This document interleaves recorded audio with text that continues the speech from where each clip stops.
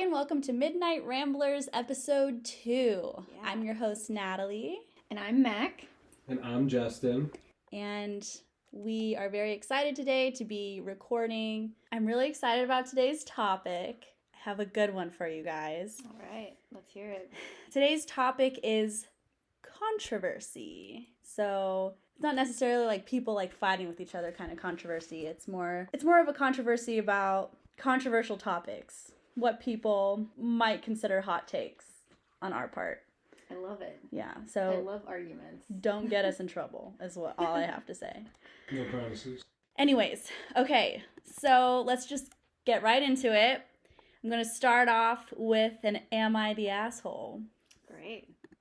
All favorite. right, here we go. So this was posted on r/Am I the Asshole by user Alarming Money 3543. And it is titled, Am I the Asshole for Making Homemade Food for Everyone Except My Brother's Stepdaughter? Okay. Say that again. Am I the asshole for making homemade food for everyone except my brother's stepdaughter? Can I make a guess? Yeah, go ahead, guess. I don't know. I might be totally wrong. What I'm thinking of is like a dietary restriction. Okay. That's what I'm thinking. Mm-hmm. If it's a dietary restriction, if it's like... Well, the subject is controversy, so it's got to be a dietary restriction. My thing is, because if it was a dietary restriction, would you think that's being an asshole? It depends. Like, what is the purpose of the meeting? Like, is it somebody's birthday? Like, I feel like that all plays a factor. Like, what is the restriction? Like, it all plays a factor. Okay. Well, you guys ponder on that, and Okay, I'm going to start the story. Which is completely unrelated to what you guys were thinking. We're trying to make predictions. Yes, and I love the predictions. But you guys are getting way too detailed. Okay, anyways. Am I the asshole for making homemade food for everyone except my brother's stepdaughter? I, 27 female, am not a professional chef, but I have taken a bunch of cooking classes and love making elaborate meals for friends and family. About 2 years ago, my brother Greg, 25 male, married Cheryl, 34 female. Cheryl has a daughter from a previous relationship, Becca, 9 female, who has several health conditions, including celiac and a severe dairy allergy that requires her to carry an EpiPen. Last week, I hosted a dinner at my house for my parents' wedding anniversary. I made a fancy 5-course dinner, and in addition to my parents, I invited 4 close family friends, Greg, Cheryl, and Becca, and my sister and her boyfriend and their twins, both 8 male. Because of Becca's food restrictions, I found a restaurant in town that specializes in gluten-free, dairy-free, as well as other allergen-free food, and arranged for them to make a full meal for Becca that I could pick up in advance before the party. I have made a variety of specialty meals in the past, for example, keto meals when my friend was following that diet, and I liked the challenge. But knowing how serious Becca's restrictions were, I didn't trust myself to make her meal. I have ADHD and get easily distracted, and if I even used the wrong spoon or didn't completely wash some flour off a bowl, it could make her incredibly sick. I thought the takeout solution was fine, but when I served the food, I saw Cheryl looking at Becca's plate with a stony face. For her part, Becca started eating and seemed fine. Cheryl whispered to Greg, and Greg asked if he could talk to me in the kitchen. When we got there, he said that it was unbelievable that I couldn't be bothered to make something for Becca, that they'd been bragging about what a great cook I am to her, and that he knew I'd made keto, vegan, and other complicated kinds of food in the past. Now she would feel left out because she didn't get to eat what the rest of the family was eating. He said that it was obvious that I didn't care about making his stepdaughter feel like a part of the family, and that they were leaving. Greg, Cheryl, and Becca then left, which put a damper on the rest of the party. I felt like I did my best at the time, but in hindsight, I wonder if I should have tried harder to make Becca feel included, since she is a relatively new addition to our family. Am I the asshole? No. Why? It's like you try to make special accommodations, and it's something that, you're not as well versed in. Mm-hmm. Like, chances are, whatever meal she made that day, it was not her first time ever making that meal. Mm-hmm. And to, out of the blue, come up with a new recipe for somebody with special dietary restrictions You know, it takes more time to get a recipe just right. Even the first time you make it, the second time you make it, you know, you might want to make some tweaks and changes. But also, what she was saying about, like, the health, it makes sense. It makes sense. Like, I've gone to training courses on how to handle allergens in foods, and I still feel like I don't take the best precautions sometimes. And to want to just get that stress off your shoulders and still provide a meal for her to eat by just outsourcing it to a company, I feel like she did go out of her way to make sure that she was a part of the family by making sure that she had something to eat. She put in extra effort to make sure that she had something to eat, which is to show that, yes, I do care about what she can eat, and I want to make sure that I don't make her sick. And I think Cheryl and OP's brother kind of overreacted. If beforehand they had been talking up the cooking to their daughter, maybe they should have confirmed that OP was actually making something for their daughter. Like, how did they not have a discussion beforehand detailing what you were going to feed her with her dietary restrictions? I guess, too, if you were really that concerned about what she was eating, or just concerned about the fact that she has allergies in the first place, you'd think you would discuss it with your sister. Yeah, just in case, like, she needs to be aware of certain, like, yeah, you gotta wash the bowls, or you have to buy different bowls, or whatever, because it sounds like she was afraid of messing anything up. So if it's that serious, like, they just completely trusted her to just, I don't know, I feel like that is crazy. Yeah. What do you think? No, I agree, and I don't know. I mean, you're the one with dietary restrictions, so I don't want to, like... You are pescatarian. Yeah. So, I mean, there definitely has been... We went to a wedding once where, there was certain food... Actually, 2 weddings where they had to get separate food for me, or me and my mom, because we're both pescatarian, or vegetarian. And I was not offended in the slightest, because, one, it was their wedding, and it was their thing. Like, no need to put more stress on them, just to make me, feel better. I'm a guest, but they got me food. I'm happy. Also, I don't know. It's not a big deal. Plus, I think just, like, the fact that they were thinking of me, like, they didn't forget about me, 'Cause I know it's always so hard for you when, like, everyone makes homemade stuff, and you have to, like, have a separate frozen meal, or you have to figure on your fend for yourself. But it is still a lot of work, and a lot of thought was put into it. I mean, she thought about her stepniece. Would that be what that is? Yes. So her stepniece, she thought about her stepniece, and she went out of her way to, like, go to a restaurant and make this meal for people. Like, that's 2 different, like, tasks. So I don't think it's anything about, like, trying to leave her out. If anything, she was thinking about her a lot and was very worried. Yeah. So, I mean, maybe next time we say, like, oh, we were telling, her all about your cooking, and thank you so much for, like, getting her, like, this meal, but maybe next time we could try, like, making her something so she can taste your, wonderful cooking, if it's really about that. Otherwise, I feel like maybe the sister-in-law, Cheryl, I don't know, I don't know, it just sounds like she's creating a problem out of something that doesn't have to be a problem. Yeah. Maybe talk to the other side. I wonder, how recent was the diagnosis on this? Yeah, it doesn't say. Let me put my 2 cents in, and then I'll tell you what the verdict is and what people have said. But you guys know, but for anyone that doesn't know, I do have a lot of dietary restrictions. I'm gluten-free, I'm dairy-free most of the time. And I also can't eat red meat, and right now I'm pescatarian. I'm constantly trying out new diets. I have a lot of gastrointestinal issues, and, like, for years I feel like I've always inconvenienced people. So this would be my nightmare. Like, if we went someplace and our parents, like made a big deal. Made a big deal. So I would legit, I would be so embarrassed. I would be so embarrassed because... Yeah, because did the stepniece say anything? Like, did she say, oh, I'm so disappointed in this meal because you were talking about her cooking? And... OP literally says that Becca was just enjoying her meal. And other people were asking, like, did she say anything? And she says, no, she said she enjoyed it, blah, blah, blah, blah, blah. Yeah, see...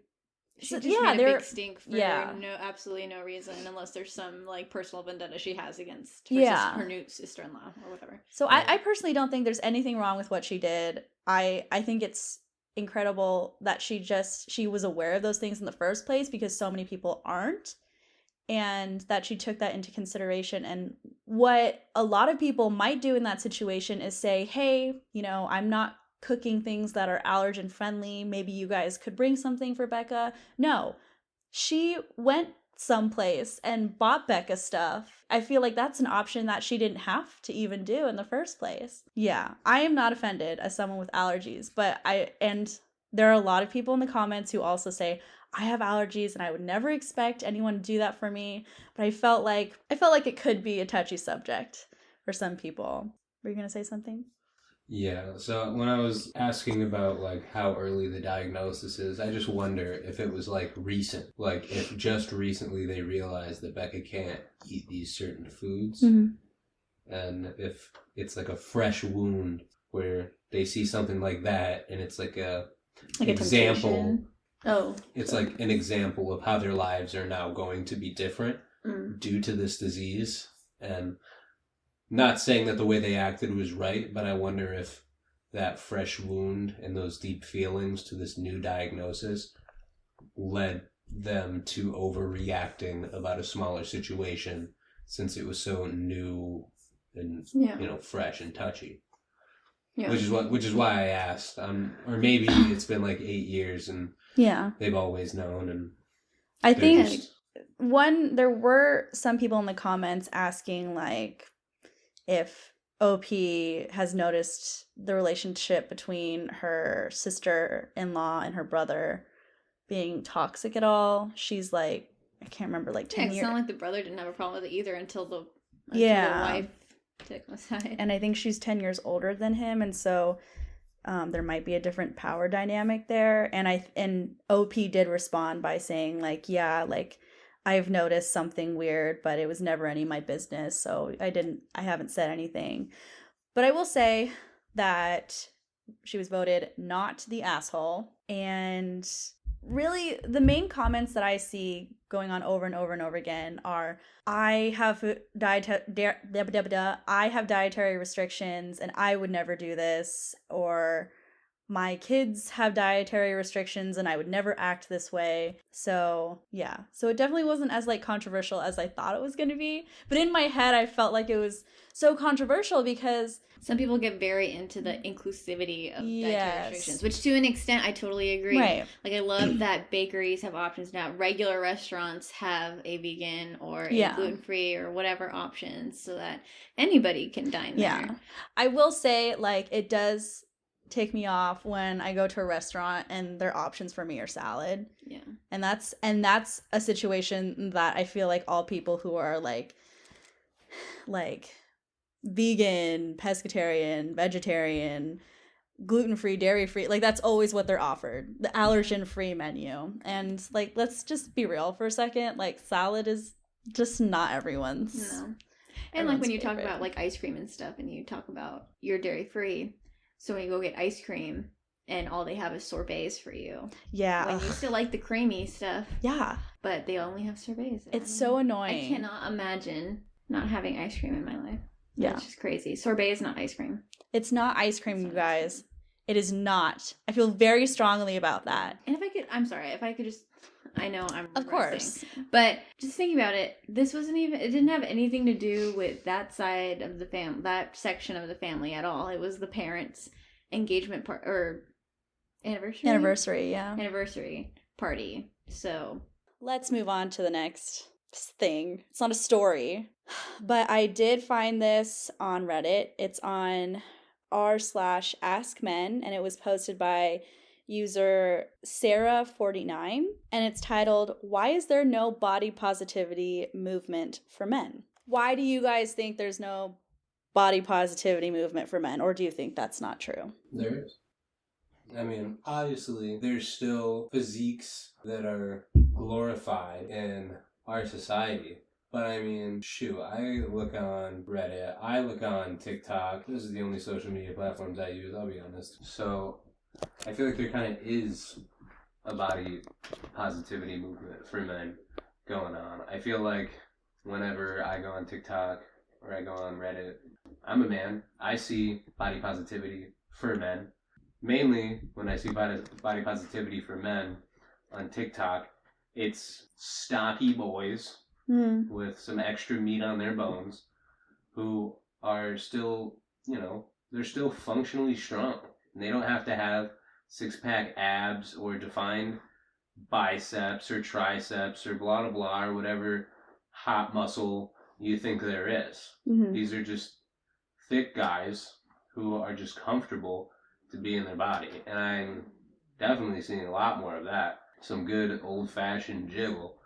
And when I'm on Reddit, sometimes I see a lot of positivity for men with like long hair and stuff like that, because I know for the longest time it was short hair is the style. Yeah.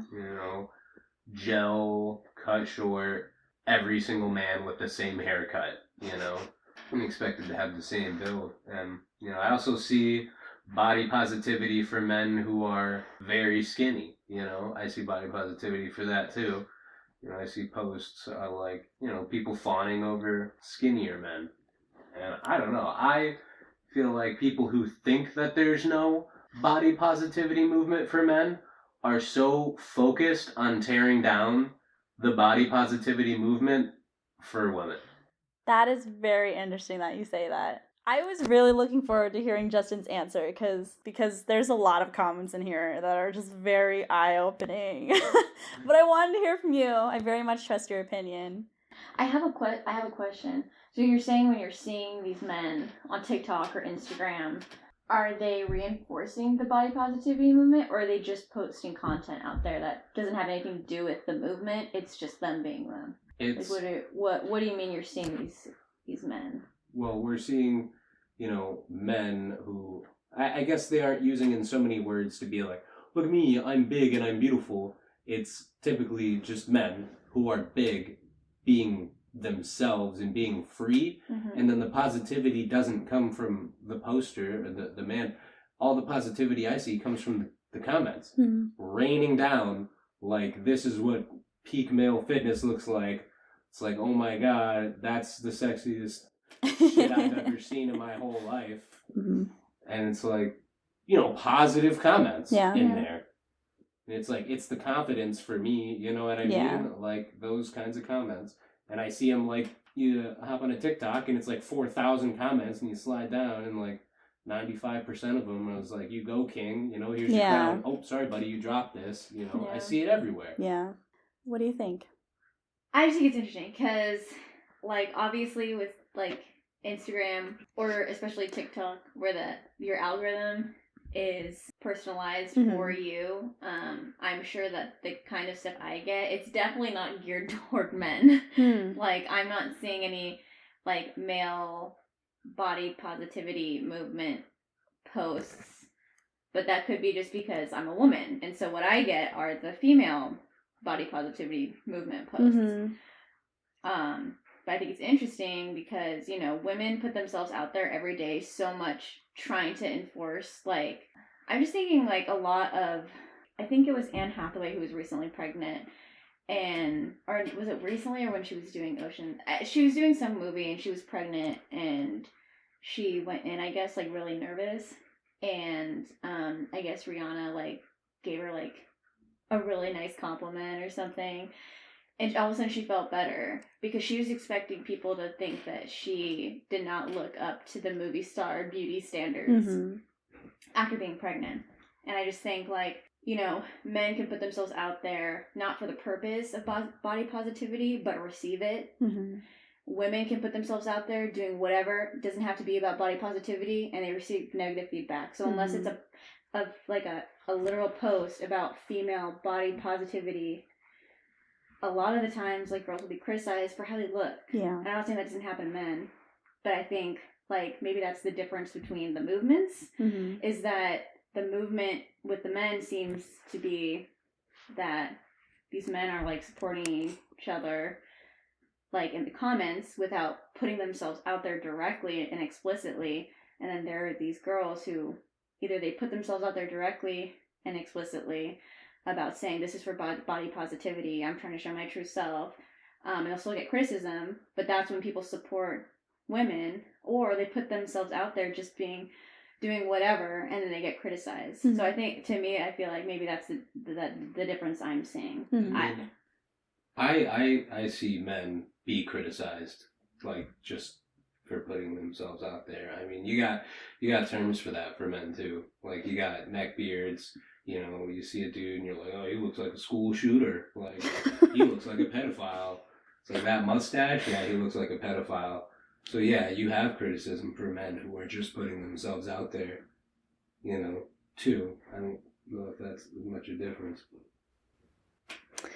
Yeah, I think I definitely agree with a lot of what you guys are saying. I don't know necessarily if there is no body positivity for men. Because again, like, we get different stuff on our feeds. And once you said that, I thought that was so interesting because, as you could probably guess, the comments are pretty harsh and are saying, you know, because of this, because of that. Either it's like incel shit, like, because we're men and we don't give a shit about that stuff. Or it's like, because double standards and women take everything from us type of thing. And I think it's interesting because I think both of those mindsets are going to keep that stuff away from you in what content you receive, the algorithm. So I wasn't even thinking about that until you said it. But I think just in general, if there really is no body positivity for men, which I know there is body positivity for men. I don't know if there's a whole movement. I don't think I would know. Like, people who post content, like, especially for sure, men who post content for that. And like I said, like, I know men get criticized. But anyways, because like when I was saying in the beginning, when I was talking, like, I know that happens to men. Yeah. Like, obviously, the patriarchy. But that's the thing. And like how you were reinforcing, but yeah, men get criticized too. That's why I think it all comes back to the patriarchy, which I feel like it's a buzzword for a lot of people. Which I think when you say, like, we have to bring down the patriarchy, they think, oh, we need to bring down men, and that's not what it is. Not what it is. It's institutions created by men. Yeah. So, like, a lot of body standards, like, I think if we're speaking objectively, I mean, tell me if I'm wrong, Justin, but standards of the way you look, beauty standards, are a lot more harsh on women than they are on men, are they not? Yeah, a bit. And a lot of those are standards that are created by men. Mm-hmm. Like shaving, for example. That was not an issue until men made it an issue so they could profit. And it's institutions like that perpetuate the reason why women buy way more products than men. It's because we've been ingrained in these systems where we have to look this certain way and that certain way. Basically, I just think that the body positivity movement may be skewed more towards women because we have to rewrite all the history that's been written for us. Let me read some of the comments for you guys. So there's like this string of comments. One of them says, the truest answer, I could wipe my ass with fake validation. The next one says, right here is the deepest answer. No amount of beautiful at every size is going to work for men. It's just not how we're wired. The next one after that says, yeah, we know reality too well to fall for that bullshit. So this one, honestly, I feel like a lot of women will do anything to feel prettier except exercise. Makeup, hairstyles, nails, fashion, etc. Any quick fix, but they won't do the work to address their weight. They'd rather convince themselves that they're attractive the way they are, and society goes all in on it. Men are similar in that many of us just won't put in the work to lose weight, but we don't pretend that we're beautiful the way we are. We know we're fat. we know we're fat sacks of shit. Some of us hate ourselves. Some of us hate ourselves for it. Some of us just don't care because we don't feel like being attractive is important. But I've never known a man who is out of shape and tries to celebrate it as beauty. We know that's bullshit. That probably comes from the pressure society puts on women to be attractive. For a long time, all of a woman's value was based on her looks and ability to have a child. Society appreciates handsome men, but it puts more emphasis on our accomplishments. So we're much more likely to accept the fact that we're ugly and focus on making money and fixing stuff. Maybe a few more generations of women working and providing will usher in an era of more women not just giving a shit about how they look. Hell, we might even see more stay-at-home dads trying harder to be trophy boys. I don't know. How do you feel about that? It was a roller coaster for me, personally. The weight thing is just really interesting because, you know, personally, I consider myself someone who, you know, I think that it's very important to maintain a body that is functional, if that makes sense. Mhm. It's important that, you know, you're keeping up a certain level of fitness for your body to be able to run smoothly. Mhm. If you gain excessive amounts of weight, it's like attractiveness aside, it's unhealthy. It's not going to just affect the way that you look. Mhm. If you are weighing in like the 300s, or depending on your height, because that's very important with weight, depending on your height, just excessive amounts of weight, that impacts so much more to a person than just the way that you look. Weight is associated with the lifestyle that you live. You know, if you're somebody who loves to spend time, you know, hiking through the mountains and loves to go bicycling at 4 o'clock in the morning, you're not going to get along with somebody who does none of those things and like never, you know, never gets out, you know?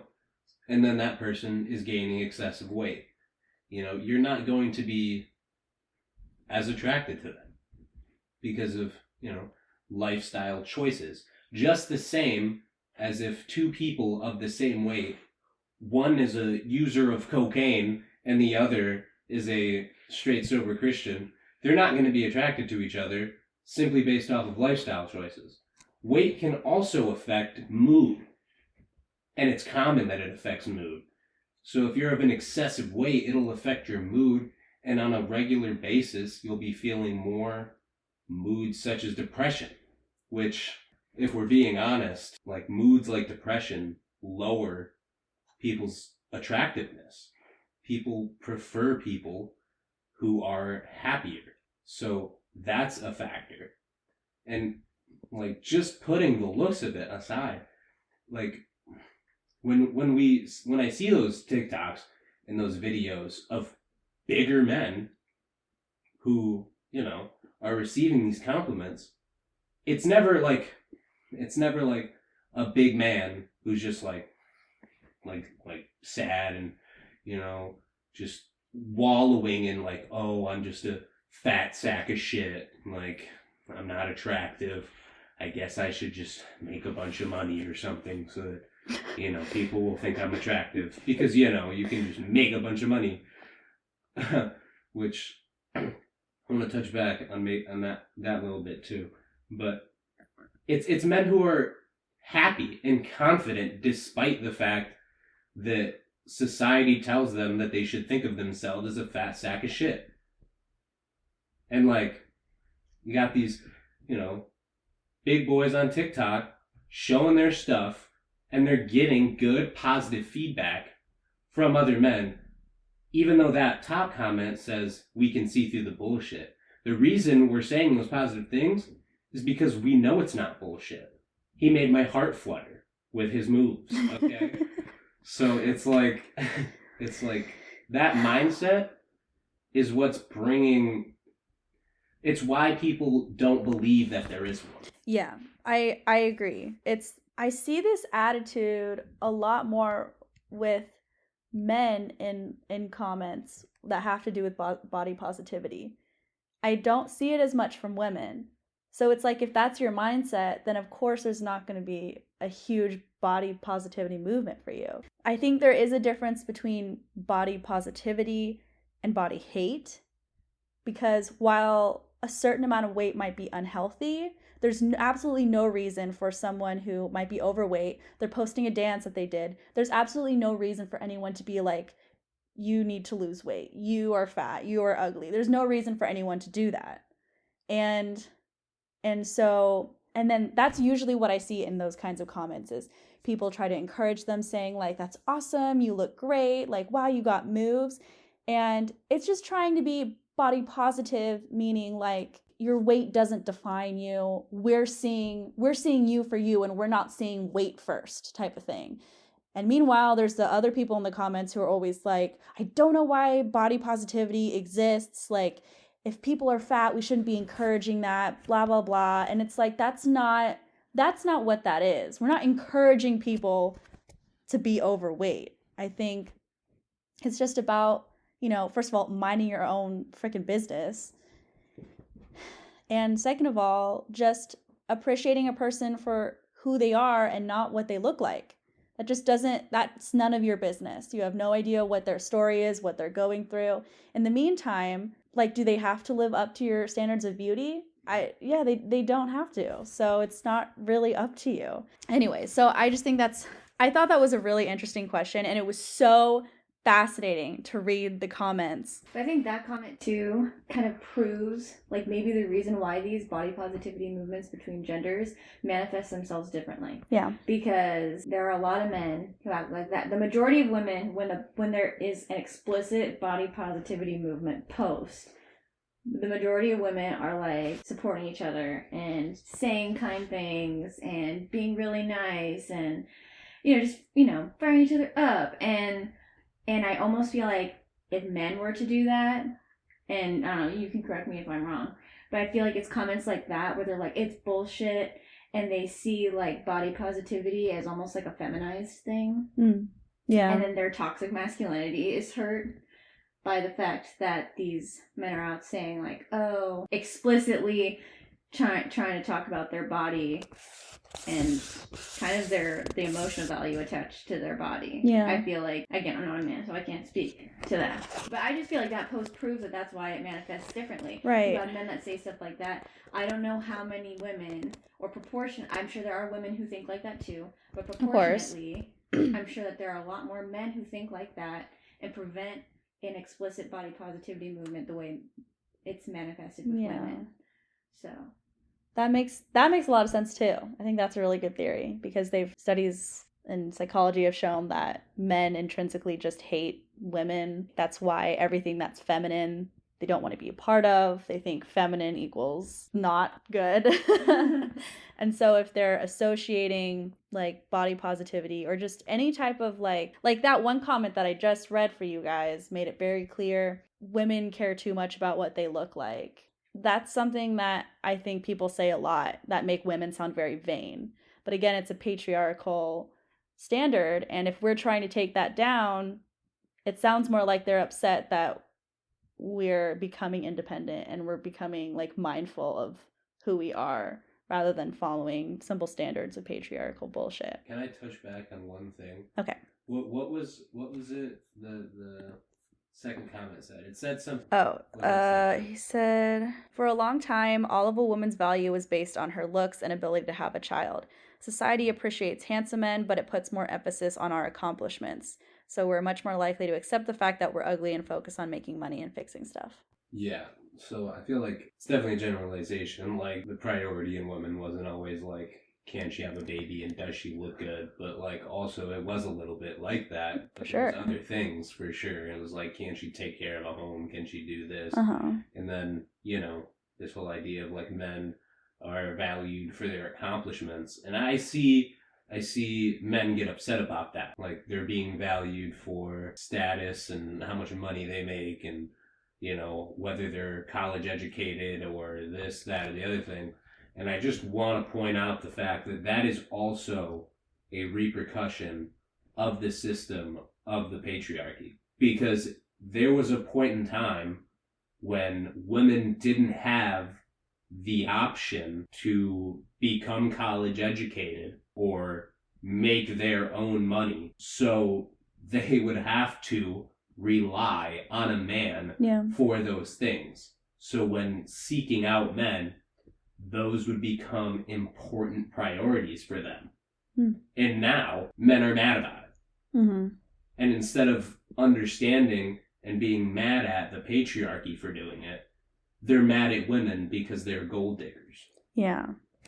And then they're mad at women when they're not gold diggers, they're independent and they want to feel good about themselves and their body. Because if we feel positive about our body, then we're not going to look the way they want us to look. Yeah. And we can't rely on them anymore for our validation. Yeah. That's also, just before we move on for that topic, I also just want to point out that body positivity isn't for overweight people. That's not what that's for.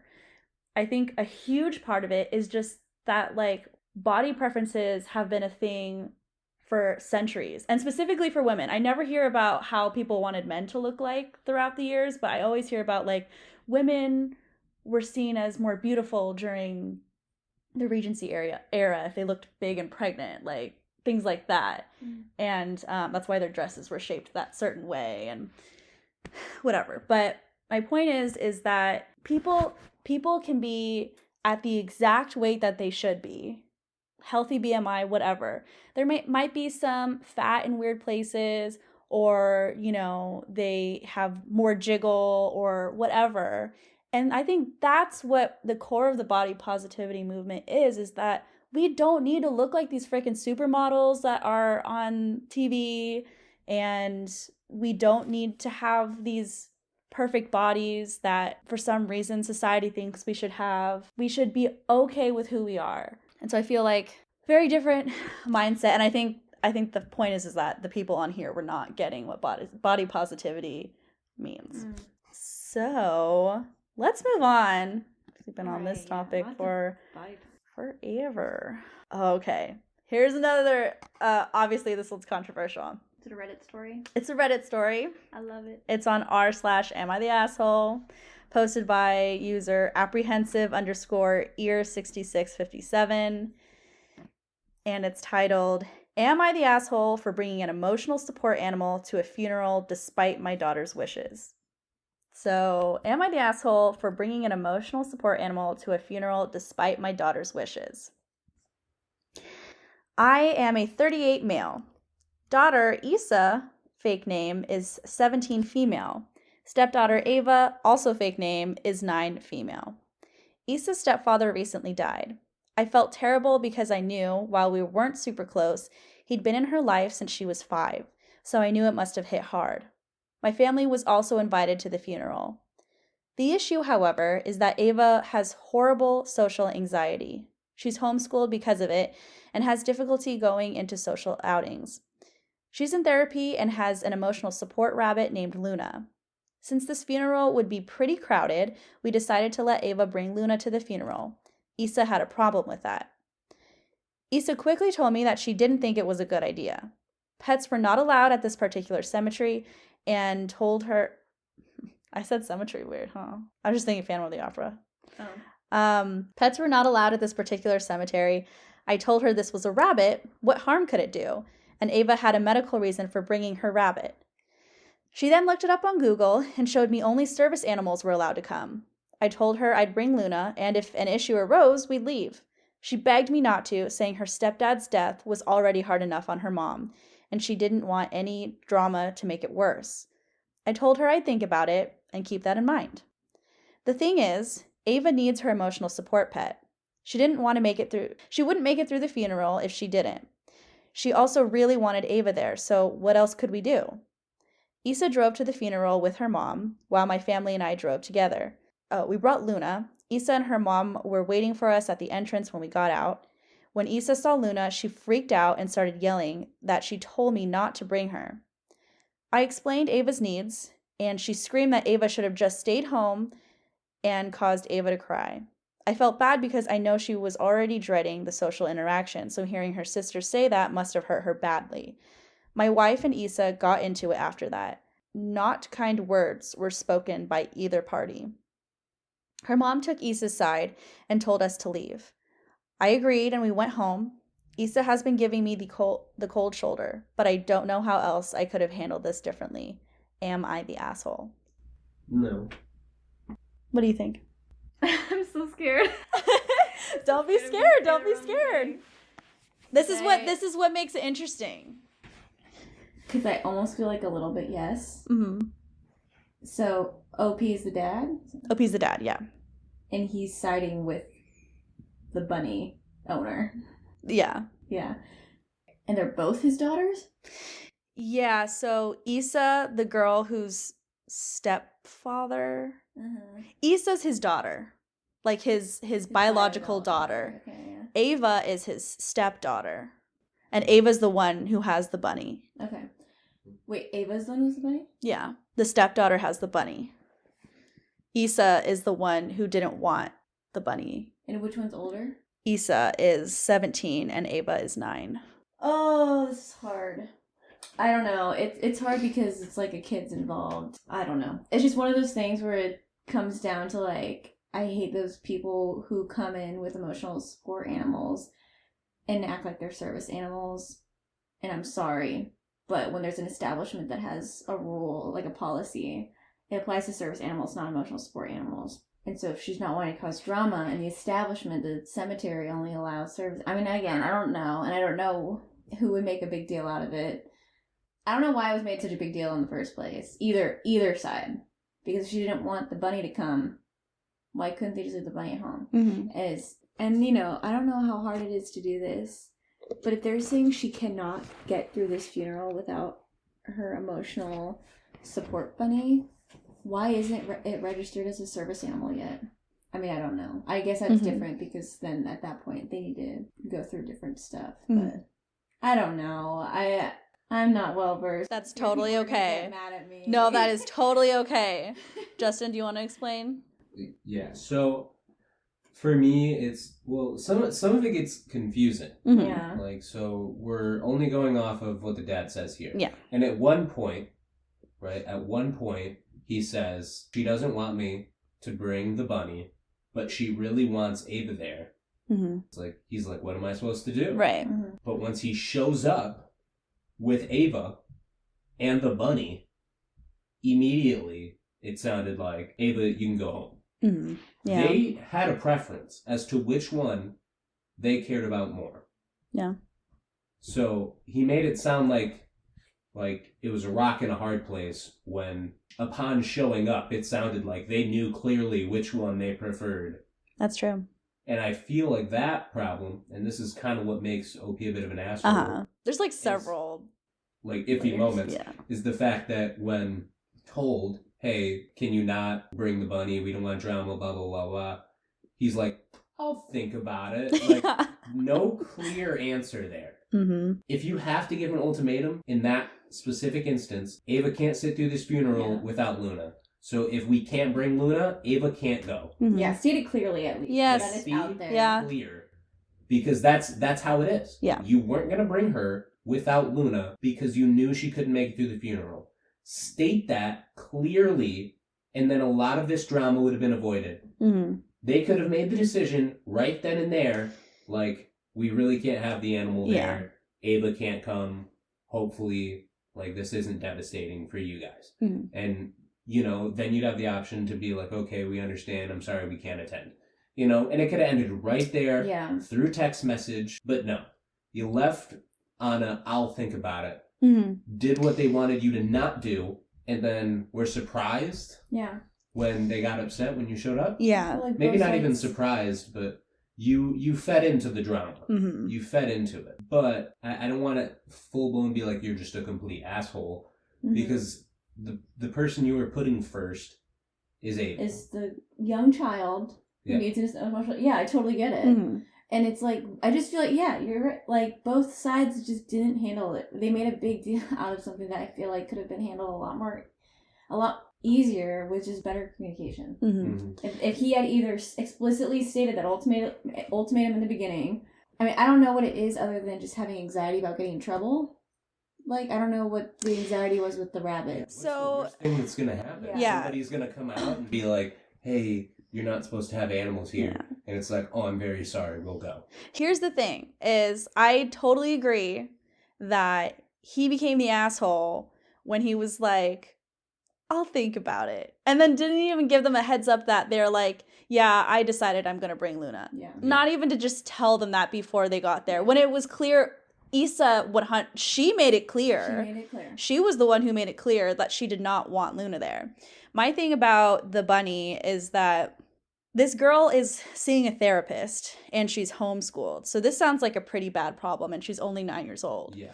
So this sounds serious to me. And I didn't realize she was homeschooled. yeah. But she's in therapy. I am guessing that her therapist signed off on that emotional support animal. So already that's like there's level 1 emotional support animal, which is like registering your animal in like the thing of registries or whatever to say that it's an emotional support animal. That does nothing really.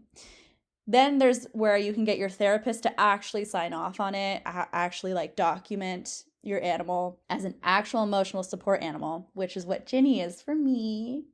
I love. And that really only helps you with things like rent. Like you don't have to pay pet rent if you're in an apartment.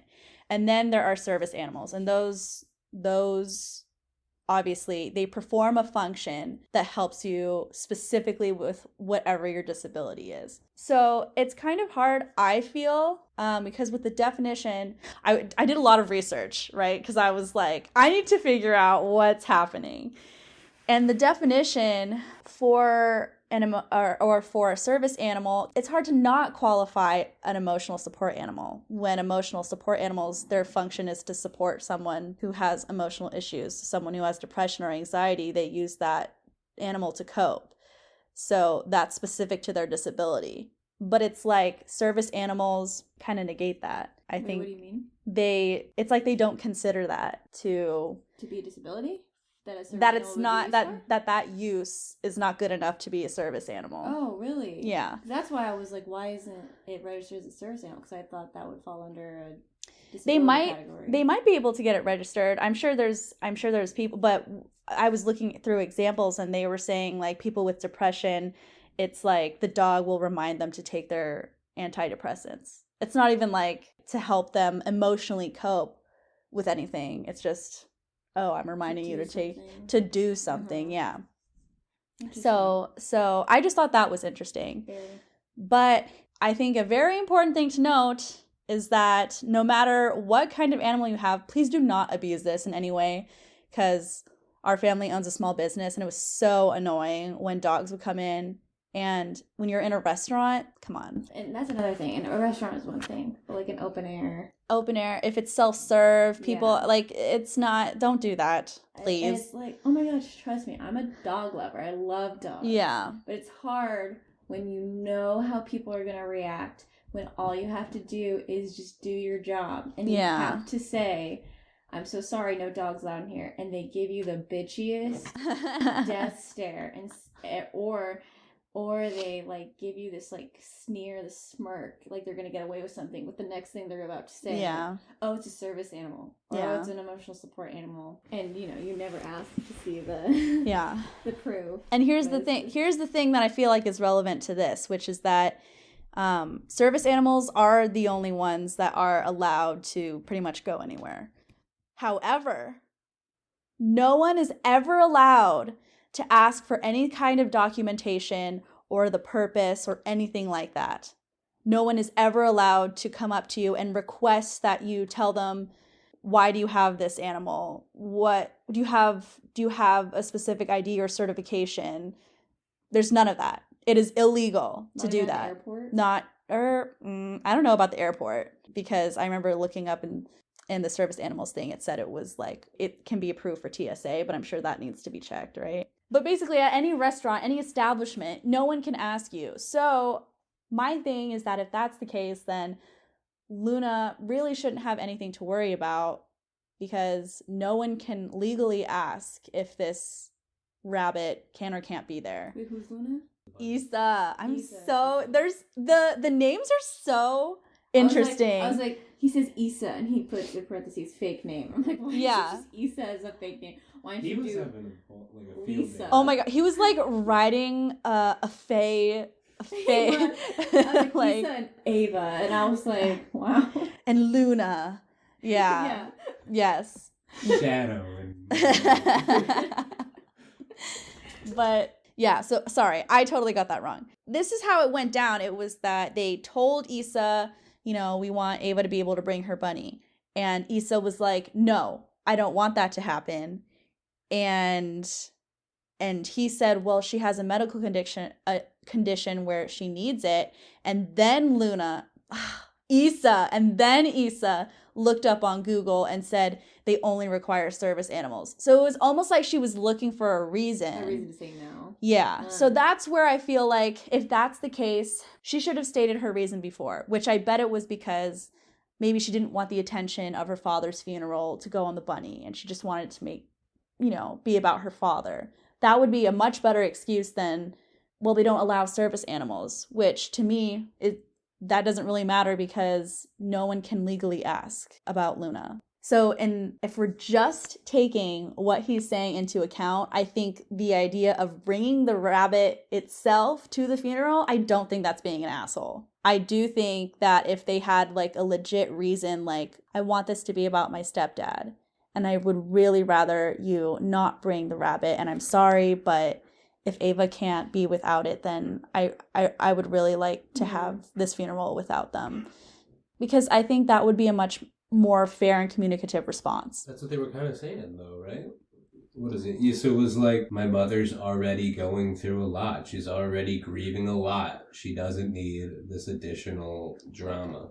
The drama of, oh, that's not how I interpreted it. She was making it sound like she really doesn't want to get in trouble with the funeral home. Yeah, that's what I thought it was. And so when she's saying my mom is already dealing with my stepdad's death and she doesn't want any more drama, I figured it was because of that specifically. And so that's like, well, it's not going to be drama because Luna can come, so it's not a big deal. Right. It's a very messy situation, but I think it's very interesting because I feel like we all pretty much agree for the most part. And this situation is just weird. Like, 100%. It's annoying when people like say an animal's a service animal when it's not, but they're just saying it to be able to go into the establishment. Yeah, 100%. Yeah. And to be fair, it sounds like this girl has legitimate issues. Yeah. Which, that's why I was like a kid's involved, like, yeah. I don't know. Especially because there's a big age gap, too, between the girls. You think the 17-year-old? Mm-hmm. You'd think Issa would have a little bit maturity to understand that her much younger sister or stepsister or whatever it is, clearly needs a support animal. Yeah. She needs support. So, I don't know. They just both should have communicated better, is what it sounds like. I agree. The overall vote, though, was asshole. I thought it was so interesting. I was reading comment after comment trying to figure out, like, am I the only one that thinks, like, this is pretty much okay? Like, other than the fact, I feel like the second half of it where he was like, oh, I'll think about it, didn't tell them that he was coming with Luna. That's not cool. That's not cool. I do think that wanting to bring Luna is completely valid. And if your daughter has that issue and it's okay with the funeral home and that was Issa's only problem, then yeah, then you're not the asshole. I think that's what is it like overwhelmingly asshole? Yeah, because my initial thought overwhelmingly if I had to pick a side was, yeah, you're the asshole. Are you like, am I like, oh my god, you're a fucking asshole, man, like, man, what a dick. Am I like that? No, I'm not feeling that way. No, they're just like, it's comment after comment being like, so here's this comment bugs me.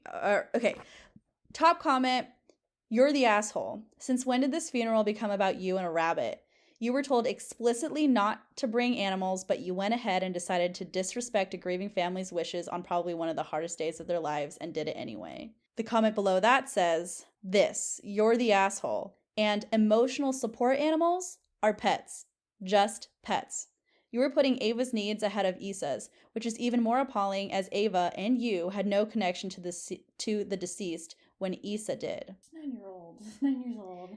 Yeah. Oh, no. And then all the comments below are basically saying, like, you did not have to bring the bunny, basically. I'm saying you. It's not well, kind of OP. I mean, if they had just communicated properly that they were not going to arrive without the bunny, then I feel like this would have been completely avoided. Right. I feel like most people are saying hands down, like, that shouldn't have even been a question about bringing the bunny. Like, most people are like, what the fuck is the deal? I mean, we're still going through a time period where people are slowly becoming more accepting of emotional support animals. Yeah. And I feel like, especially in that comment section, you can see the large amount of people who don't care. Like an emotional support animal, who cares? Yeah. You know, that's, I mean, I, not too long ago, held that belief. Like, an emotional support animal, you mean, like, just put a label on it so it sounds important? Like, who cares? You know? And I think over time, probably there'll be more care for emotional support animals. And I think it is a difficult subject because one person's emotional support animal can turn into another person's emotional distress animal. Like, you take your dog into a yogurt shop. Yeah. And then the person who's trying to get yogurt, who's actually afraid of dogs, is now having a terrible experience. Yeah. Or someone who's allergic. Yeah. That is something that Germaphobe. So many other, I definitely believe, like, with any of my issues, I never want to push any of the repercussions on someone else. I would never want to do that. I never abused my power with Ginny. Like, I thought we could. Yeah, when we could, but, you know, I don't need to take her out when I'm going to Costco. Probably be way more better because she'd go crazy in Costco. We, like, literally couldn't take advantage of that. No, we couldn't. No. But yeah, the majority of the people are very just mad about emotional support animals and basically saying there's actually no medical need for it there. And there was a comment that was literally saying, like, you need to stop this bullshit and get your daughter into therapy. And it's like, it literally says that she's in therapy, and that's probably why she has a therapy dog, like, or there's bunny. No need for her to have, like, so many factors that weren't said. Yeah. Bottom line is that should have been communicated more clearly. I don't really believe in all the comments that are being said. I don't think that's why he's the asshole. I feel like part of it is the fact that people still have a bit of a distaste for sure emotional support animals. Like you two included. Like, you got a little upset about it thinking about the yogurt shop. Yeah. And emotional support animals. Because here's the thing is, like, I hate it when people abuse that stuff. No. Like, you're using it to get away with stuff, and they're not really for that purpose. That's what brings the credibility of emotional support animals down. Because, so that when people actually need them, people are like, ugh, that's just something that people do to get this and that. That's why it's very interesting that there's two separate types of emotional support animals. If you ask me, if you got rid of the one that you just register it online and bada boom, you can call it an emotional support animal. If you got rid of that one and made it so all emotional support animals require a therapist's approval, you're going to immediately increase that's so true the credibility of it, because you make it so you have to prove it. Yeah, because what would be the point of the one that you can just register without? I have no idea what the point in that one is. Is it just to, like, just to have the label? I think it's just to have the label, because I was literally looking. There's a website. I don't think there's a website where you can register for it, right? And it shows you the difference between, like, it kind of like a subscription package. You know what those look like? And it tells you, like, how much stuff you get on one side and how much stuff you get on the other. On the left side, which is just the registering it, it's like XXXXXXX, like, there's nothing. And then on the right side, for an emotional support animal certified by, like, a therapist or psychiatrist, it's like check and a couple X's, but, like, why? That's when the self-diagnosis comes in, and it's like, see, that's why, like, if you feel like you personally, it would help you out to have a pet to help you out emotionally, you get a pet. Yeah, for sure. You know, self-care, man, like, you do that, like, something else to take care of, you know, that, but it's like, that's where the self-diagnosis comes in, where they say it's that, like, oh, I have an emotional support animal, because, you know, that's what they've self-diagnosed. But I feel like, that should not. Yeah. I feel like it's kind of when they get that little certification that says that it's an emotional support animal without, like, any therapist signing off. It's like when people buy, like, 1 square inch of land over in Ireland. That way they can consider themselves a lord because they own land. So they rent out this, or they buy this tiny little piece of land, and they're like, technically, I'm Lord Hanson. That's awesome. Honestly, I might do that. I want to be a lady. I thought that was interesting. Yeah. And there's a comment in here that says, I have depression. I had 2 guinea pigs for 7 years during the worst of it. They forced me to get out of bed, to take care of them, and they were soothing. However, they stayed put in my apartment, blah, blah, blah, blah, blah. And I'm like, okay, did your therapist tell you that you needed 2 guinea pigs, or did you tell yourself that you needed 2 guinea pigs? That is like, so many people on here are like, I have pets and I don't, like, blah, blah, blah. Like, my pets help me through this and that, but I don't, blah, blah, blah. And I'm like, the thing is, though, is that none of you are saying that they're your actual certified emotional support animal. You're saying pets. Yeah, but It's annoying. Plus, the medical issues can be of varying degrees. Yeah. You don't know. I don't know. You don't know. Nobody in that comment section knows the severity of this little girl's social anxiety. Yeah. So telling her whether or not she needs this emotional support animal, that's not up for them to decide. No, it's not. That's what her therapist got to decide. Yeah. I completely agree. That's the thing, too, is like it's part of her treatment. When you're getting your therapist to sign off on it, this animal is now a part of your treatment. It's the same thing. I mean, it's not exactly the same thing, but like if I need my inhaler, I take my inhaler. Like for her, it sounds like it's drastic enough that, you know, if she's having a panic attack, like an asthma attack, she needs her support animal. I don't know. Like you wouldn't go on a hike without your inhaler. Yeah. And somebody who has an emotional support animal for their social anxiety shouldn't go to a large social event without their emotional support animal. So it makes sense why she might need Luna there. And here's the argument that a lot of people say then like with the social anxiety stuff, they say, well, then you should just stay home. But then if we're doing the asthma analogy, if I have exercise-induced asthma, should I just stay home and do nothing? No. I need my inhaler, you guys. But that's why they have to communicate, for sure.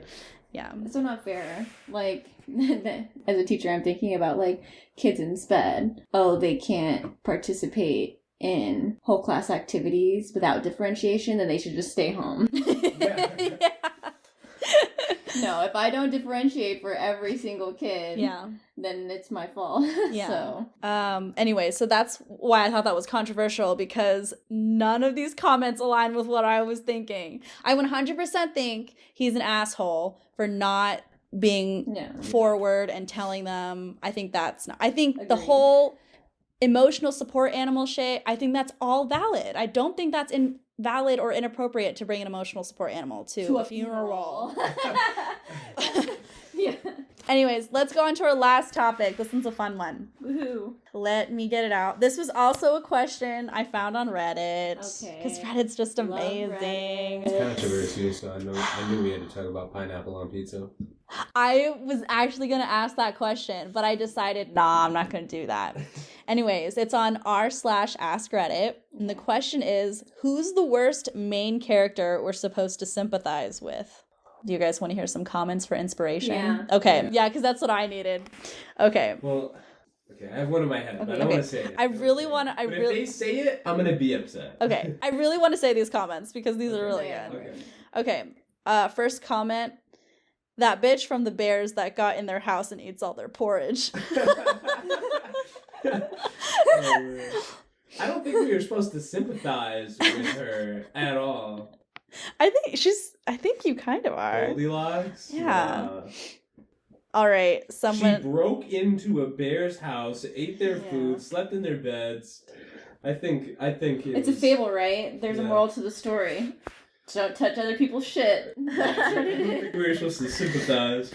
But I remember feeling bad for her, though, when I was little, so I guess, I don't know, like, maybe it's probably because she's human and the others aren't human, so you sympathize with the one that's like you. Yeah. Anyway, someone else says Jack from the Jack and the Beanstalk, too. Fuck him. That's like fairy tales. Yeah. I was thinking like modern shows, really. I was thinking modern shows. I thought of one book character. There were things from show. Oh, Emily from Emily in Paris.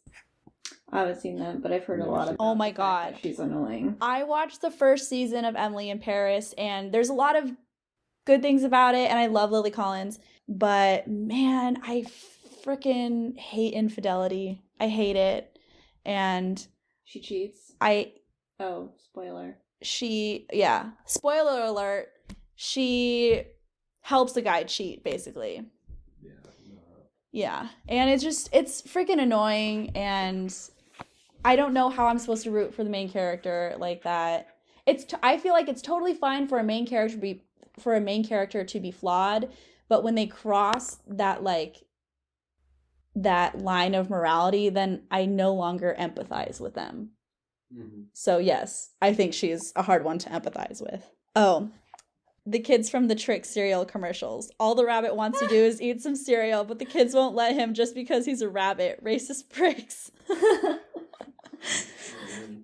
Yeah, that was good.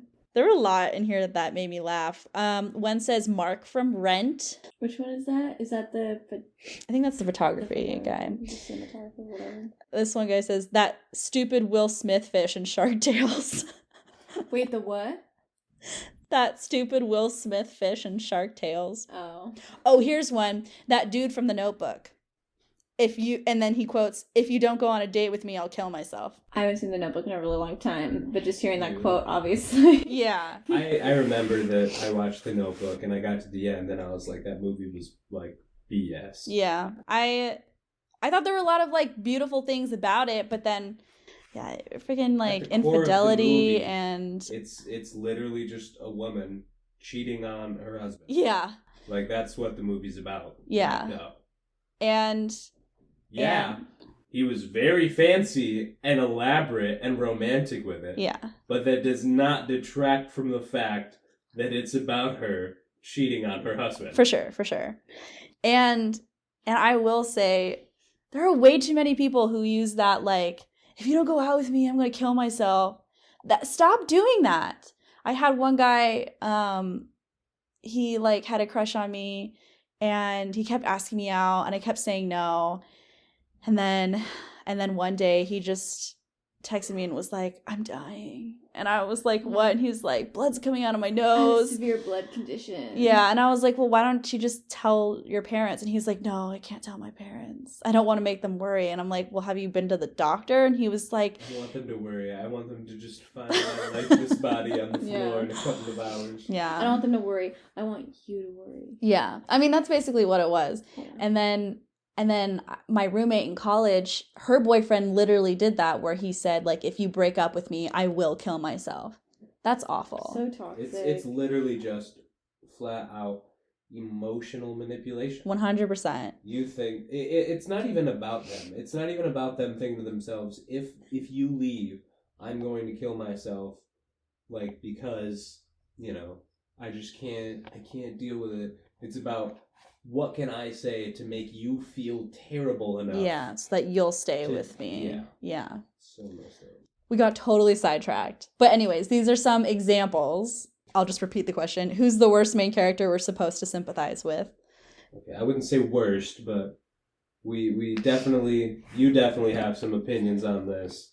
And a lot of people had some trouble sympathizing with Korra from The Legend of Korra. I wrote that down. Yeah, I did.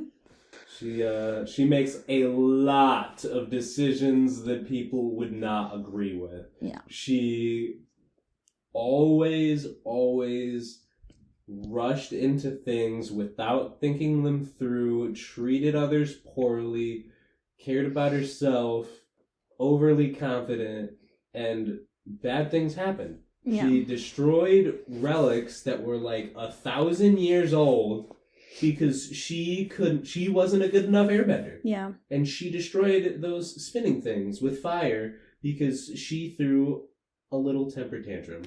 She got captured by Amon because she's like, I can take him, I'm tough, I'm the Avatar. And she goes out there, gets like ambushed. We all saw it coming and, had like PTSD to follow. And it's just like everyone else could see that was a terrible idea. Yeah.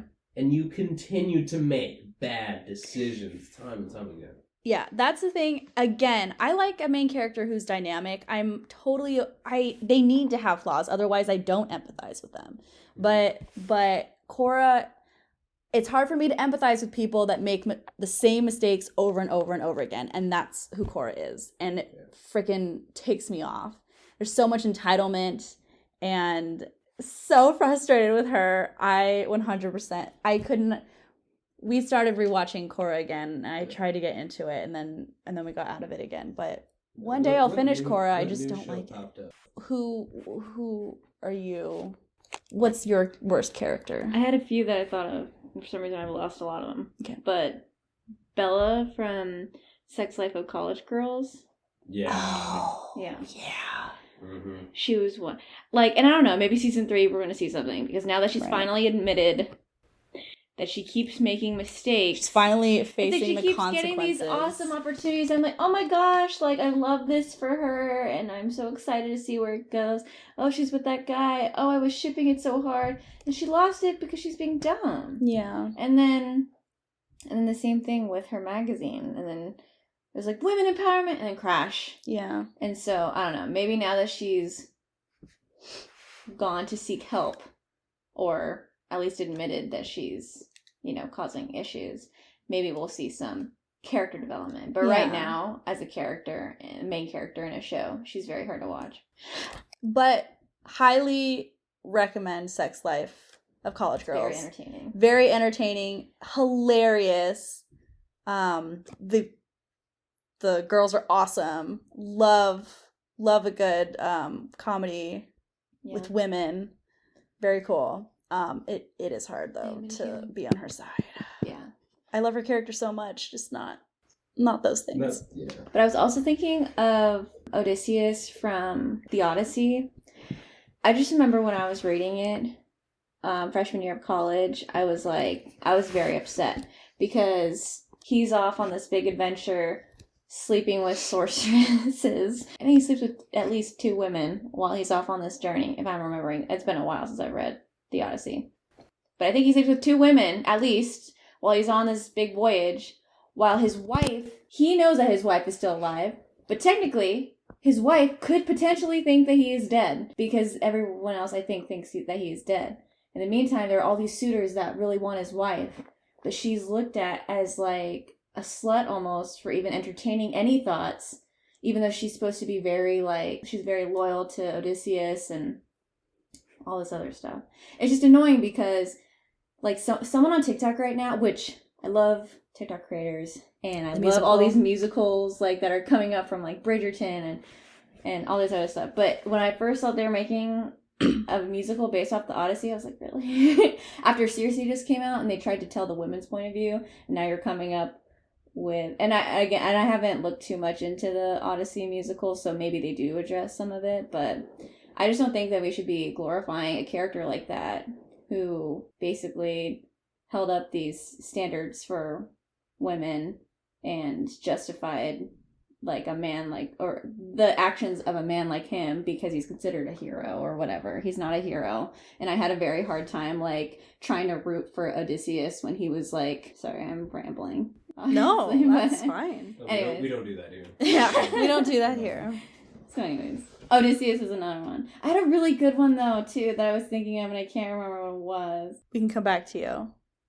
I will say mine, go for it. Which is one. This is where controversy, man. But I know people out there agree with me. Katniss Everdeen from The Hunger Games. Oh, yeah, kind of. Especially as the books go on. As the books go on, for sure. I feel like in the first book, you do empathize with her character and you feel like she's a real person. And then as the books, she's just trying to survive. But then as the books continue, there's this weird it's like she's stringing along both Gale and Peeta, and then also the choice at the end, which to put the people in the Capitol into the actual Hunger Games. I know that choice was made purposefully by the author, but it doesn't make me empathize with Katniss for sure. She's definitely she's contributing to this cog of I just don't like it. Yeah. So I think she's a little hard to sympathize with, but I think even more than that is Jim Halpert. Oh, that is such a good one. And such a good one. I love The Office. I love The Office, right? Yeah. I love The Office. We all love. Well, do you like The Office? Yeah, I like The Office. Yeah. I love The Office. We wouldn't be going out if you didn't like The Office. That's where you draw the line. Draw the line. That is a no-no. But and it's not like I I feel like as a character in general, I love Jim. I do. But if we're actually like critiquing his actions, he lets his wife be sexually harassed every single day and doesn't say a word about it. Doesn't do anything. Doesn't even report it to HR. Plus, he didn't, like, put, like, I know Dwight is crazy, but he did not, especially in the beginning, he did not put in the effort Dwight was putting in at all. And because of his charm, you know, which I think was supposed to be a reflection of what sometimes happens in corporate America. But because of his charm and, you know, warm personality and humor, you know, he was becoming Charles Wallace's, like, buddy. Yeah. And, you know, offered positions or almost offered positions. Yeah. That he maybe didn't truly deserve. And then at the end, too, with, like, the whole, like, I just don't think when he was in Philly, that whole thing was so upsetting. Yeah. Because he kept getting upset at Pam, and I just felt like from what we saw, like, I don't know. Talking about fictional characters. I know. But off the camera, maybe they were talking about the things that they weren't addressing on camera in the office. But yeah, even like at the panel at the very end when they were like, oh, like, you know, Jim has done so much for you, like, that pisses me off. You know, like, what are you doing to pay him back? It's like, I'm sorry. What? She did it first. And that was before they had any commitments to each other. Yeah. Like, at that point, they had a family, they had a home, they had jobs. Like, Jim was making these big ass decisions when they had 4 huge commitments. At that point, they were married. So, like, 4 huge commitments in Scranton. At the time that she went to New York for graphic design school, they still had, like a wide, like, uncertain future together. They weren't even engaged yet. Yeah, they weren't even engaged yet. When she decided to come back, at that point, they were engaged. But she didn't have to come back. But she came back because she wanted to be with him. And so she already did that. Him coming back from Philly should have been him paying her back for what she did. Yeah. And it shouldn't even have been that hard. Like, I understand that. Because at that point, it's almost like he didn't pay her back. Because he did it kind of begrudgingly. And it just shouldn't have taken that long. It's like, it's hard because, you know, I know that's your dream. But you need to talk to your family. The fact that he bought their house without consulting her about it at all. You can't do that. Like, could you imagine not having a say in the house that you plan to spend the rest of your life in? That's a huge thing that people do together. And go looking for houses.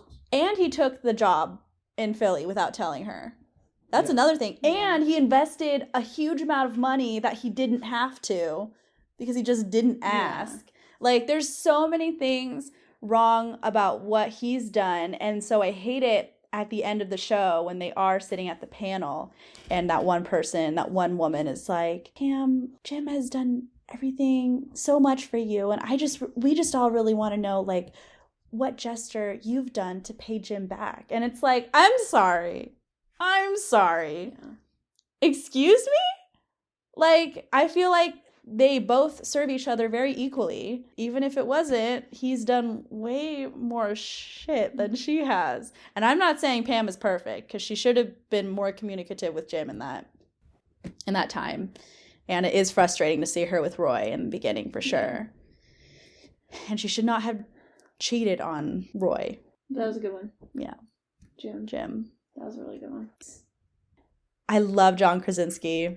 Absolutely no offense. Yeah.